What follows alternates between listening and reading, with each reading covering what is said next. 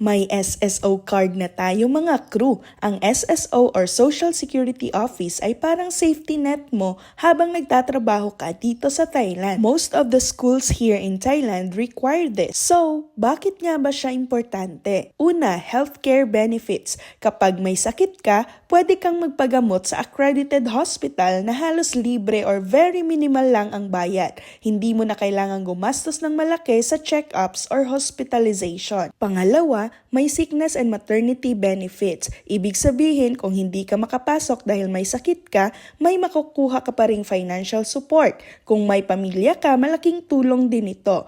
Pangatlo, may unemployment and retirement benefits. Yes, kahit foreigner ka, may chance kang makakuha ng benefits kung mawalan ka ng work or pagdating ng tamang panahon. So paano nga ba kumuha ng SSO? Good news, usually employer mo na ang mag-aasikaso nito. Ibabawas lang monthly sa salary mo yung contribution mo at may share din ang school mo.